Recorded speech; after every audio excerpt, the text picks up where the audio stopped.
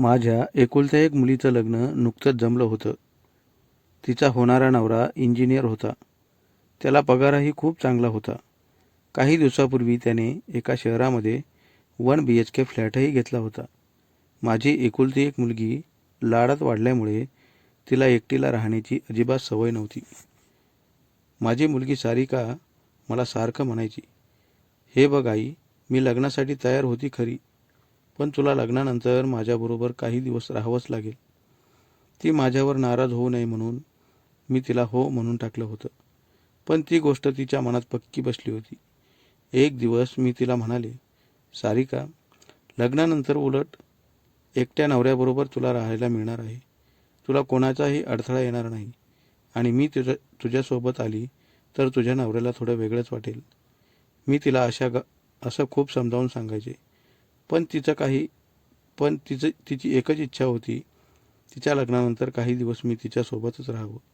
मी वयाने जास्त होते, पण सारिकापेक्षा मी थोडी सुंदर दिसत होती. तिचं लग्न जमल्यामुळे तिच्या नवऱ्याला ती सारखं फोन लावायची आणि त्याला पहिलं सांगायची, "हे बघ विकास, लग्नानंतर मी एकटी राहू शकत नाही. तुला काही दिवस माझ्या आईला सोबत ठेवावंच लागेल." ती नवऱ्याला रोजच अशी बोलत असल्यामुळे तिच्या नवऱ्यानेही हो म्हणून टाकले होते. पण मला चिंता होती की त्यांच्या लग्नानंतर जर तिचे सासू सासरेच राहायला आले तर मग आपलं कॅन्सलच होईल. एक दिवस तिच्या नवऱ्याने स्पष्ट सांगितलं की माझ्या आईबाबांना शेती उद्योग असल्यामुळे ते काही आपल्याकडे शहरात येणारच नाहीत. यामुळे आपण दोघे आणि सोबत तुझी आई एवढेच अगदी मस्तपैकी राहू.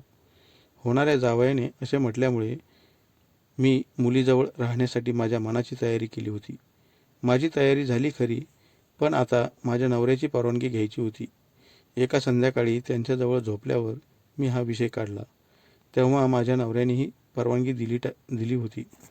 शेवटी काही दिवसातच माझ्या मुलीचं लग्न मोठ्या दिमाखात पार पडलं. येतीजाती झाल्यावर त्यांची सत्यनारायणाची पूजा झाली आणि ते दोघे संसाराला आता रेडी झाले होते. लग्नात मिळालेलं सामान सारं त्या शहरातल्या घरात आणलं होतं आणि माझ्या मुलीने मलाही सोबत घेतलं होतं. त्यांची पहिलीच रात्र असल्यामुळे जावयाला थोडं लाजल्यासारखं वाटायचं. पण माझी मुलगी त्याला त्याविषयी बिनधास्तपणे बोलत होती. ती म्हणाली, "तू अजिबात माझ्या आईला लाजू नकोस. ती खूप प्रेमळ बाई आहे. मला इथे करमायला लागलं की ती गावाकडे निघून जाईल. मग आपण दोघेच इथे राहू आणि खूप मजा करू." पण पहिल्या दिवशी मला समजलं की माझ्या मुलीपेक्षा जावयाचे लक्ष माझ्याकडेच जास्त होते. मला वाटायचं आपल्यापेक्षा आपली मुलगी खूपच तरुण आहे.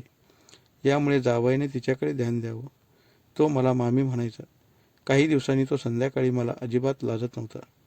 यामुळेच मला त्यांचा आवाज हॉलमध्ये ऐकू यायचा. काही दिवसांनी माझ्या मुलीला त्या शहरात चांगली नोकरी मिळाली. मिळालेली नोकरी चांगली होती म्हणून ती करावी असं माझ्या मुलीचं मत होतं. म्हणून जावयाने तिला परवानगी दिली होती. तिने नोकरी स्वीकारल्यावर ती सकाळी जायची आणि थेट संध्याकाळी घरी यायची. पण जावई मात्र दुपारीच घरी यायचा. तो माझ्याशी खूप गप्पा मारायचा आणि मी झोपले की माझ्या शेजारी येऊन बसायचा. एक दिवस त्याच्या मनात काय आलं कुणास ठाऊक, त्याने मला त्या दिवशी मी झोपलेली असतानाच त्याने मला बेडवर आणून ढकललं आणि तो म्हणाला, "मामी, तुम्ही तर माझ्या बायकोपेक्षाही खूपच सुंदर आणि मस्त आहात." असं म्हणून त्याने त्या दिवशी बराच वेळ त्यालाही लागलेली सवय माझ्या मुलीच्या लक्षात आली. तेव्हा तिने तिच्या बाबांना फोन लावला आणि मला तिथून घेऊन जायला सांगितले. दुसऱ्या दिवशी माझा नवरा आला आणि गावाकडे घेऊन चालला.